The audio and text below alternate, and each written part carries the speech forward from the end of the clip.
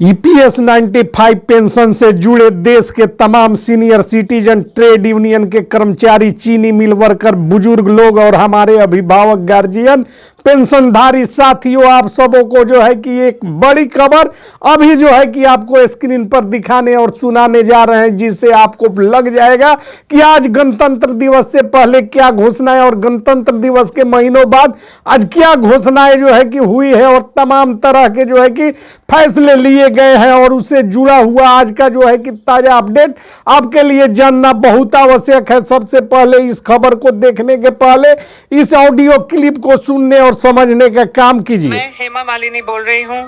मैं आपको तुरंत ये बताने के लिए कॉल कर रही हूँ कि ईपीएस पेंशन अब बढ़कर 6,500 हो चुकी है। जी हाँ, यह फैसला लागू हो गया है। पेंशनधारियों का लंबे समय से चला आ रहा इंतजार अब खत्म हो गया है। सरकार ने आपकी भावनाओं और ज़रूरतों को समझते हुए यह बड़ा कदम उठाया है। यह सिर्फ एक राशि नहीं, बल्कि आपके सम्मान और अधिकार की जीत है। आगे भी महंगाई भत्ते को लेकर सकारात्मक कदम लिए जाएंगे। आप सभी को दिल से बहुत बहुत बधाई। जय हिंद।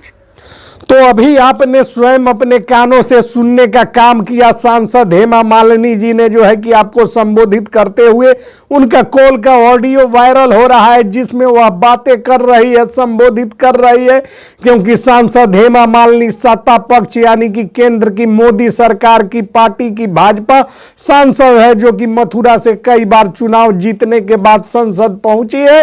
और हेमा मालिनी के साथ ही कमांडर अशोक रावत जी की डील फाइनल हुई थी और इस डील को लेकर मनसुख मांडविया और प्रधानमंत्री नरेंद्र मोदी के नेतृत्व में हेमा मालिनी जी को भेजा गया था। अब स्वयं हेमा मालिनी जी ने सामने आकर ऑडियो क्लिप के माध्यम से देश के तमाम सीनियर सिटीजन, ईपीएस 95 के पेंशनधारी, चीनी मिल वर्कर को कह दिया है कि पेंशन की राशि वृद्धि कर दी गई है।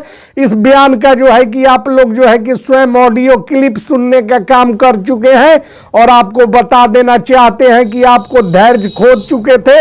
अब जो है कि आपका सारा कार्य जो है कि 1 to 1 होने जा रहा है और देश के 28 राज्यों सहित केंद्र शासित प्रदेशों पर इसे प्रभावी करने की प्रक्रिया अंतिम चरण में पहुंच चुकी है। और प्रधानमंत्री नरेंद्र मोदी के साथ विचार विमर्श के उपरांत ही यह जो है कि हेमा मालिनी जी ने आकर बयान दिया है। यहाँ साथ ही साथ आपको बता देना चाहते हैं कि कर्मचारी पेंशन योजना ईपीएस से जुड़े करोड़ों पेंशनरों के लिए एक बार फिर जो है कि आपको बता देना चाहते हैं कि केंद्र सरकार द्वारा हाल के दिनों में ईपीएस पेंशन को लेकर व्यापक स्तर पर विचार विमर्श किया था और सरकारी सूत्रों ने बताया है कि विभिन्न बैठकों में सामने आई चर्चाओं के बाद यह निर्णय लिया गया। यह संकेत आए और सरकार इस विषय को गंभीरता पूर्वक ले चुकी है और पेंशनरों के हित में यह महत्वपूर्ण फैसले लिए जा रहे हैं। ईपीएस 95 पेंशन लंबे समय से देश के संगठित क्षेत्र के कर्मचारियों के लिए एक अहम सामाजिक सुरक्षा योजना रही है, लेकिन बीते कई वर्षों से न्यूनतम पेंशन राशि को लेकर पेंशनरों में असंतोष बना हुआ था।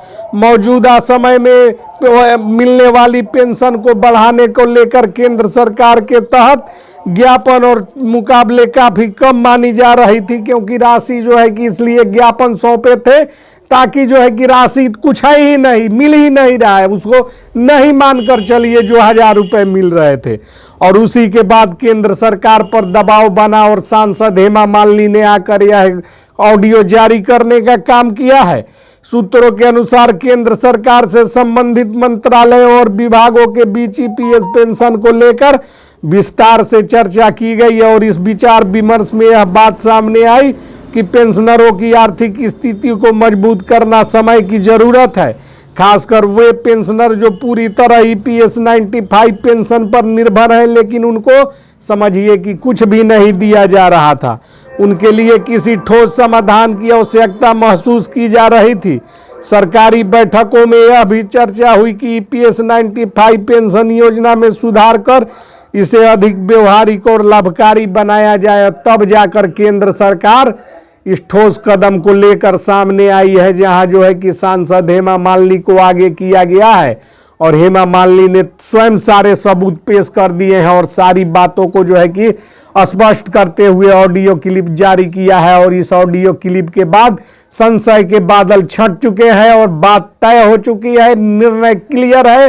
पेंशन की राशि जो है कि मांगों के अनुरूप तय की जाएगी और केंद्र की मोदी सरकार इसको लेकर जो है कि अब किसी संशय में नहीं है। सांसद हेमा मालिनी ने स्पष्ट किया है।